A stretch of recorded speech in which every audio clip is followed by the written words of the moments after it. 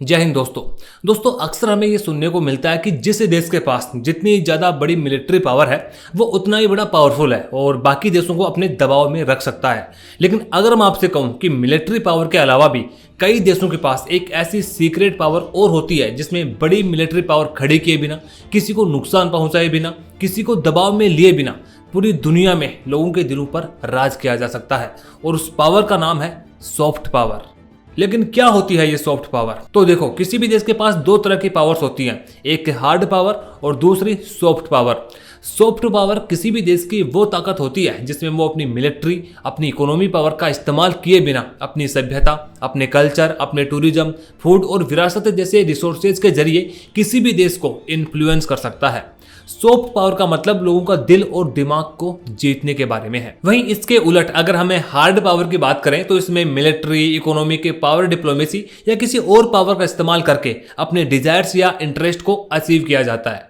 अब आज के समय में सॉफ्ट पावर की ज्यादा चर्चा इंटरनेशनल रिलेशंस बनाते समय की जाती है। वैसे ट्रेडिशनली रूप से देखा जाए तो दुनिया में हमेशा से मिलिट्री और इकोनॉमिक्स पावर वाले देशों का ही दबदबा रहता हुआ आया है, लेकिन आज के समय में डिप्लोमेसी के अंदर सॉफ्ट पावर को भी शामिल किया जा रहा है।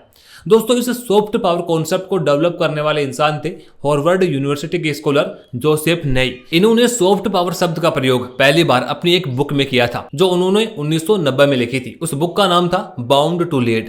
दोस्तों, सॉफ्ट पावर को प्रमोट करने में आज अमेरिका दुनिया में सबसे ऊपर है। हाँ, ये सही है कि उसके पास दुनिया की सबसे पावरफुल मिलिट्री है, वेपन्स है, लेकिन दुनिया भर में अपनी लार्जर इमेज बनाने के लिए उसने अपने कल्चर, अपने एजुकेशन, अपनी टेक्नोलॉजी और पॉलिटिकल वैल्यूज का भी अच्छे से इस्तेमाल किया है। जैसे कि आज American movies, music, TV shows और लिटरेचर दुनिया भर में काफी पॉपुलर हो चुके हैं। और देखो, इन मूवीज और टीवी शोज में अमेरिका को इस तरह से प्रेजेंट किया जाता है कि जैसे तो पूरी दुनिया का रखवाला वही हो। उनमें दिखाया जाता है कि भाई उसके पास ही दुनिया की सबसे एडवांस टेक्नोलॉजी और सबसे पावरफुल मिलिट्री वगैरह है। आपने कभी ना कभी मार्वल की मूवीज तो जरूर देखी होंगी, अगर देखी नहीं तो उनके बारे में सुना तो होगा ही। इन मूवीज में अमेरिका की छवि इस प्रकार से गढ़ी जाती है कि भाई हमारे पास ही दुनिया की सबसे पावरफुल मिलिट्री और वेपन्स वगैरह हैं और हम ही दुनिया को किसी संकट से बचा सकते हैं। ऐसे ही आप वहां की एजुकेशन को देख लीजिए। आज दुनिया भर की टॉप यूनिवर्सिटीज यूएसए के अंदर मौजूद हैं और हर देश का स्टूडेंट ये चाहता है कि भाई कैसे भी करके मुझे अमेरिकन यूनिवर्सिटीज में पढ़ने का मौका मिल जाए। ऐसे ही बड़ी बड़ी सोशल मीडिया कंपनीज जैसे कि फेसबुक हो गई, गूगल हो गई, माइक्रोसॉफ्ट, ट्विटर वगैरह भी अमेरिका के पास ही मौजूद है। ऐसे ही वो अपनी पॉलिटिकल वैल्यूज को भी प्रमोट करता है और अपने आप को mother of democracy, human rights and freedom of speech का रखवाला बताता है। तो ये सभी चीजें जो हमने डिस्कस की हैं, ये अमेरिका की सॉफ्ट पावर ही तो है, जहां उसने बिना किसी हथियारों के इस्तेमाल के सभी के दिलो दिमाग में अपनी एक अच्छी सी छवि गढ़ दी है। ऐसे ही मैं आपको एक और अच्छा एग्जांपल बताना चाहूंगा साउथ कोरिया का। शायद अमेरिका के बाद कोरिया ही ऐसा देश है जो अपने कल्चर को ग्लोबल प्लेटफॉर्म पर प्रमोट करने में सक्सेस रहा है। अब बीटीएस के गाने तो आपने सुना ही होंगे, अगर नहीं सुने तो कहीं ना कहीं बीटीएस का नाम तो सुना ही होगा। तो ये साउथ कोरिया का एक म्यूजिक ग्रुप है जिसने कोरियन पॉप कल्चर को एक अलग पहचान दिलवाई है। ये पॉप म्यूजिक इतना फेमस हो चुका है कि यूनाइटेड नेशंस की असेंबली में भी इन कोरियन बैंड्स के आर्टिस्ट को बुलाया गया था और वहां पर उन्होंने स्पीच दी थी। और आज के समय में इन आर्टिस्ट की आवाजें इंटरनेशनल लेवल पर बड़ा प्रभाव दिखाती हैं। ऐसे ही कोरियन मूवीज और ड्रामा भी आज दुनिया भर में काफी देखे जा रहे हैं। उनमें अचानक सा एक राइज आ चुका है। नेटफ्लिक्स पर कोरिया का स्क्वाड गेम ड्रामा काफी पॉपुलर रहा है। वहीं 2020 में बेस्ट पिक्चर के लिए कोरियन मूवीज पैरासाइट को ऑस्कर मिला था। दोस्तों, कोरिया के इस कल्चर ने दुनिया भर के लोगों के दिलो दिमाग पर इस प्रकार से राज किया है कि आज लोग कोरियन लैंग्वेज को ज्यादा सीखना चाहते हैं। कई रिपोर्ट्स बताती हैं कि भाई कोरियन भाषा दुनिया भर में सीखी जाने वाली सबसे तेजी से बढ़ती भाषाओं में से एक है। अब कोरियन कल्चर की यह लहर इतनी तेजी से फैल रही है कि ऑक्सफोर्ड इंग्लिश डिक्शनरी ने 2021 में कोरियन मूल के 20 से अधिक नए शब्दों को ऐड किया था। यानी कहने का मतलब यह है कि भाई कोरिया की सॉफ्ट पावर ने आज दुनिया में उसे वो पहचान दिलवाई है, शायद वो पहचान उसे बिना सॉफ्ट पावर के कभी नहीं मिल पाती। ऐसे ही आप यूरोप के अंदर देख लीजिए। यूरोप के लोगों ने भी अपने कल्चर को democracy, capitalism, modern technology, human rights, scientific thinking and rational thinking जैसी चीजों के नाम पर दुनिया भर में प्रमोट किया है। दोस्तों, अब आपका सवाल होगा कि भाई भारत के पास भी क्या अपनी कोई सॉफ्ट पावर मौजूद है और क्या हम भी इन देशों के जैसे अपनी सॉफ्ट पावर को ग्लोबल लेवल पर प्रमोट कर सकते हैं?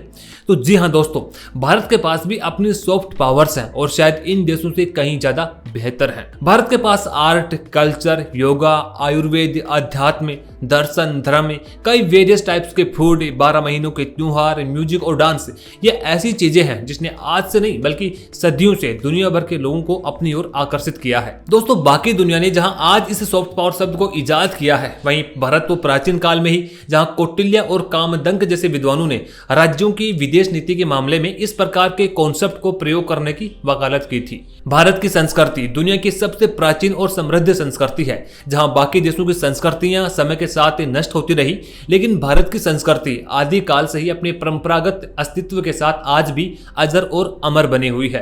भारत की संस्कृति की एक ही खास बात यह है कि हजारों वर्षों के बाद भी ये संस्कृति आज भी अपने मूल स्वरूप में जीवित है। आप दुनिया के बाकी देशों को देखिए, इजिप्टी, असीरिया, यूनान और रोम की संस्कृतियां आज लगभग गायब हो चुकी हैं। वहीं भारत में आज भी नदियों, वट, पीपल जैसे वृक्षों, सूर्य, बाकी प्रकृति के देवी देवताओं की पूजा अर्चना का जो क्रम शताब्दियों से चला आ रहा था, उसे टूटने नहीं दिया है।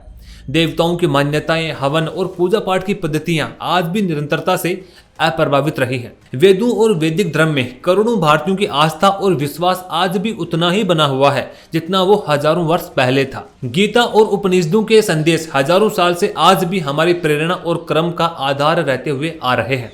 दोस्तों, एक समय था जब भारत की सॉफ्ट पावर की ओर पूरी दुनिया का ध्यान था, पूरी दुनिया इसकी ओर आकर्षित थी। अगर आज भी आप नालंदा विश्वविद्यालय के बारे में कहीं सर्च करेंगे तो आपको पता चलेगा कि भाई उस समय की वो सबसे एडवांस्ड यूनिवर्सिटी थी। आसपास के देशों के स्टूडेंट वहां पर पढ़ने के लिए आया करते थे। अलग अलग विषयों की पढ़ाई उस यूनिवर्सिटी में हुआ करती थी। और कहते हैं कि जब बख्तियार खिलजी ने उसको जलाया था तब 6 महीने तक उसकी लाइब्रेरी जलती रही थी। तो आप सोच करके देखिए कि कितनी महान किताबें रही होंगी, कितना उनमें ज्ञान रहा होगा और कितनी बड़ी विरासत उस समय हमने खोई थी। एक समय भारत का खान पान भी काफी दुनिया भर में प्रसिद्ध था। डच, फ्रांसीसी, ब्रिटिशर्स और पुर्तगाली भारत के मसालों के पीछे पीछे भागते हुए तो यहाँ पर आए थे, क्योंकि उस समय भारत के मसाले यूरोप में बड़े फेमस हो गए थे। रोमन लोग काली मिर्च, दालचीनी और इलायची के बड़े खरीदार हुआ करते थे। दोस्तों, ब्रिटिश इकोनॉमिस्ट एंगस मेडिसन ने अपनी एक रिसर्च में बताया था कि फर्स्ट सेंचुरी के आसपास वर्ल्ड इकोनॉमी में भारत की हिस्सेदारी करीब 33% थी और भारत के बाद दूसरे नंबर पर था चाइना जो 26% पर था। इसके बाद रोमन किंगडम तीसरे नंबर पर था। वहीं ट्रेड के मामले में तो बाकी देश भारत से काफी पीछे हुआ करते थे, यानी एक तरह से भारत उस समय दुनिया की इकोनॉमिक सुपर पावर था। तो जब भारत की सॉफ्ट पावर उस समय दुनिया भर में फैली हुई थी तो फिर आज उसे कौन सी नजर लग गई। तो दोस्तों, भारत की इस सॉफ्ट पावर का डाउनफॉल 10th सेंचुरी में ही शुरू हो गया था, जब बाहरी अटैकर्स ने भारत को लूटना शुरू किया और साल 1000 के बाद से ही दुनिया की इकोनॉमी में भारत का दबदबा भी घटने लगा था। सन 1800 से पहले यानी अंग्रेजों के आने से पहले ही भारत पर इतने सारे अटैक हो चुके थे कि भारत पूरी तरह से टूट गया था और रही सही कसर बाद में अंग्रेजों ने आकर के पूरी कर दी थी। तो अब बात यह है कि भाई दोबारा भारत अपनी उसे खोई हुई विरासत को कैसे प्राप्त कर सकता है। देखिए, आज हम मिलिट्री में सुपर पावर बनने की कोशिश कर रहे हैं, लेकिन इस काम को पूरा होने में हमें कई साल लगने वाले हैं। लेकिन सॉफ्ट पावर के मामले में हम दुनिया में जरूर नंबर 1 बन सकते हैं। भारत के लिए जो सबसे इंपॉर्टेंट है वो है भारत का इतिहास, संस्कृति और सभ्यता। दुनिया भर के लोगों को ये चीज आज भी भारत की ओर आकर्षित करती है। रिलीजियस टूरिज्म भारत में काफी ज्यादा है। हिंदुओं के कई धार्मिक स्थल जैसे कि वाराणसी, बद्रीनाथ, केदारनाथ आदि ये ऐसी जगह है जहां पर आज भी बड़ी संख्या में लोग घूमने के लिए आते हैं। बुद्ध यात्रियों के लिए भी भारत सबसे पसंदीदा जगह है, क्योंकि भगवान बुद्ध के जीवन से जुड़ी हुई अधिकतर चीजें भारत में ही है। वहीं बोधगया और नालंदा को देखने के लिए आसियान कंट्रीज, जापान, श्रीलंका और म्यांमार से काफी टूरिस्ट आते हैं। दोस्तों, आज इंडिया की कई रिलीजियस ऑर्गेनाइजेशन भी इंडियन कल्चर और हिंदुइज्म को ग्लोबल लेवल पर प्रमोट कर रही हैं। आपने सोशल मीडिया पर ऐसे कई वीडियोस देखे होंगे जहां पर 20-25 साल के अंग्रेज भी भगवा कपड़े पहने हुए हरे कृष्णा गा रहे हैं।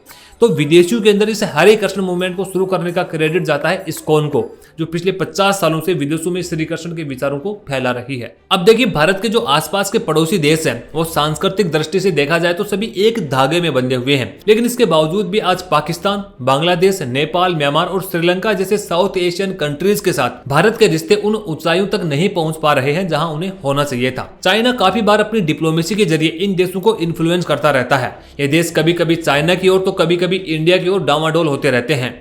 मलेशिया और इंडोनेशिया ये मुस्लिम कंट्रीज है, लेकिन इन देशों में आज भी रामायण और महाभारत बहुत पॉपुलर है। लेकिन देखो, जिस प्रकार से साउथ कोरिया के पॉप कल्चर ने दुनिया भर में अपनी धूम मचाई है, वैसा असर भारत अपनी सॉफ्ट पावर का नहीं डाल पाया है। अब दूसरी चीज है कि जिस प्रकार से अमेरिका की छवि को गढ़ने में हॉलीवुड मूवीज ने एक बहुत बड़ी भूमिका निभाई है, वैसे ही कोरियन ड्रामा और मूवीज ने साउथ कोरिया की छवि को गढ़ा है, ऐसे ही भारत के अंदर वो भूमिका बॉलीवुड निभा सकता है।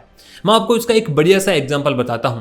साल 2017 में एससीओ का समिट था कजाकिस्तान के अंदर। तो वहां चाइना के प्रेसिडेंट शी जिनपिंग ने एक मीटिंग में मोदी जी से कहा कि भाई मैंने आपके देश की दंगल मूवी देखी है जो मुझे काफी पसंद आई है। दोस्तों उस समय दंगल मूवी चाइना के अंदर काफी सक्सेस भी रही थी और चाइनीज प्रेसिडेंट जब खुद ही ये कह रहे हैं कि मुझे काफी पसंद आई थी, तो सोचिए चाइना के लोगों को वो कितनी पसंद आई होगी।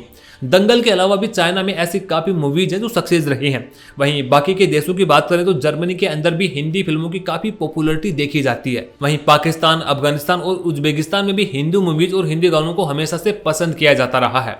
अब देखिए आज के समय में भारत में 3 हस्तियां ऐसी हैं जिन्हें ग्लोबल लेवल पर तुरंत पहचाना जाता है: शाहरुख खान, विराट कोहली और नरेंद्र मोदी। बॉलीवुड में शाहरुख खान ने अपनी फिल्मों से भारत को सॉफ्ट पावर बनाने में बड़ी भूमिका निभाई है। अब देखिए बॉलीवुड की एक सच्चाई ये भी है कि वो आज भी हॉलीवुड के लेवल तक नहीं पहुंच पाया है। इंडियन सिनेमा को कांस, बर्लिन, वेनिस या कार्लोवी वेरी जैसे किसी भी बड़े फिल्म फेस्टिवल में कोई जगह नहीं मिल पाती है। दोस्तों बॉलीवुड के अलावा दूसरी चीज की बात करें तो वो है योग, जो भारत के कल्चर को आगे बढ़ाने में बड़ा रोल निभा सकता है और इसमें प्रधानमंत्री नरेंद्र मोदी का एक बड़ा रोल है।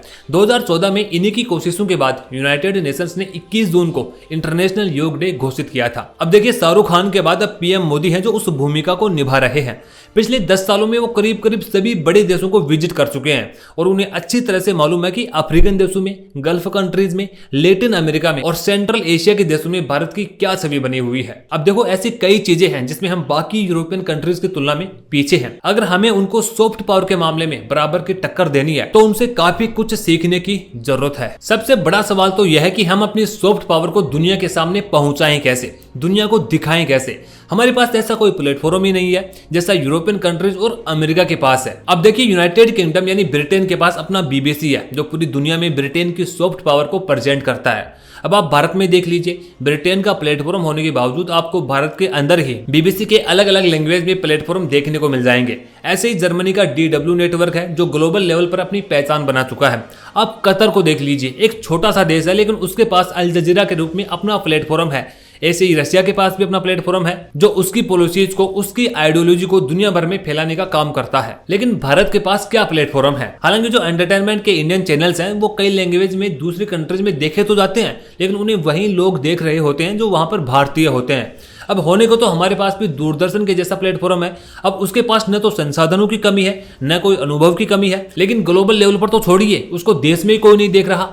अगर दूरदर्शन को ग्लोबल लेवल पर प्रेजेंट किया जाए तो भारत भी अपनी सॉफ्ट पावर को दुनिया भर में पहुंचा सकता है। हालांकि दूसरी ओर ये बात भी सही है कि भाई आज के समय में टीवी चैनल्स को देखता ही कौन है? इंटरनेट का जमाना है, सोशल मीडिया का जमाना है, तो सब उसी में लगे रहते हैं। तो यहाँ पर भी भारत काफी पीछे है क्योंकि हमारे पास खुद का कोई बड़ा सोशल मीडिया प्लेटफॉर्म तक नहीं है। अब आप अमेरिका को देख लीजिए, उसके पास खुद के सोशल मीडिया प्लेटफॉर्म फेसबुक हो गया, गूगल हो गया, माइक्रोसॉफ्ट हो गया, ट्विटर हो गया। तो जब तक हमारे पास खुद का सोशल मीडिया प्लेटफॉर्म ना आ जाए तब तक के लिए तो हमें दूरदर्शन जैसे प्लेटफॉर्म को ग्लोबल लेवल पर पहुंचाने का प्रयास करना चाहिए। दोस्तों आगे बात करें तो सॉफ्ट पावर डिप्लोमेसी में गेम्स भी बहुत बड़ा रोल प्ले करते हैं। अब क्रिकेट ऐसा गेम है जो भारत में सबसे ज्यादा पॉपुलर है।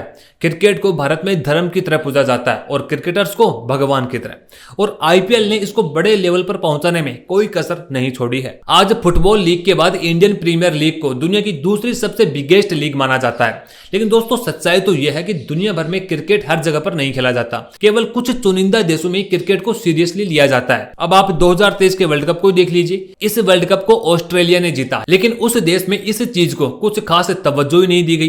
लेकिन अगर यही वर्ल्ड कप इंडिया या पाकिस्तान में कोई जीत जाए तो फिर आप जश्न देखो क्या होता। अगर स्पोर्ट्स में भी हमें अपनी सॉफ्ट पावर को बढ़ाना है तो फिर ओलंपिक्स और फुटबॉल जैसे स्पोर्ट्स में भी आगे निकलना होगा। अगर हमारा देश ओलंपिक्स में रिकॉर्ड तोड़ के मेडल जीत ले या फिर फुटबॉल का फीफा वर्ल्ड कप जीत ले, तब आपके लिए अंदाजा लगाना मुश्किल हो जाएगा कि भारत की सॉफ्ट पावर दुनिया में किस लेवल पर पहुंच जाएगी। ये इतने बड़े टूर्नामेंट है दोस्तों कि इनको इंटरनेशनल लेवल पर होस्ट करने के लिए भी तमाम देश आपस में लड़ते रहते हैं। अब आप देखिए 2022 के फीफा वर्ल्ड कप को कतर ने होस्ट किया था और मैप पर देखो तो ये एक छोटा सा देश है और इस टूर्नामेंट पर कतर ने $200 बिलियन खर्च कर दिए थे और ये इस टूर्नामेंट पर खर्च की गई अब तक की सबसे बड़ी रकम है। और बाद में तो कतर पर ये एलिगेशन भी लगे थे कि उसने इस टूर्नामेंट की होस्टिंग लेने के लिए भी रिश्वत दी थी। यानी आप अंदाजा लगा सकते हैं कि फीफा वर्ल्ड कप की होस्टिंग लेने के लिए भी कतर ने कितने दांव पेच खेले होंगे। लेकिन ये दांव पेच क्यों?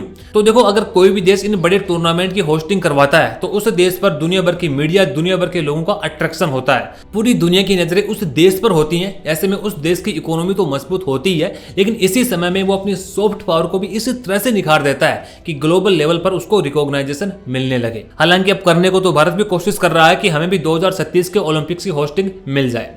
तो दोस्तों, ये कुछ ऐसी चीजें थी जिसमें भारत और इंप्रूवमेंट करके अपनी सॉफ्ट पावर से ग्लोबल लेवल पर अच्छी छवि बना सकता है। दोस्तों, उम्मीद करता हूं कि आपको ये वीडियो काफी पसंद आई होगी। अगर वीडियो अच्छी लगी तो इसे एक लाइक जरूर करें। वही ऐसी और इंटरेस्टिंग वीडियोस आपके लिए बनाता रहता हूं और आगे भी बनाता रहूंगा। तो इसके लिए आप हमारे चैनल को सब्सक्राइब जरूर करें ताकि हमारा हौसला बढ़ सके। धन्यवाद।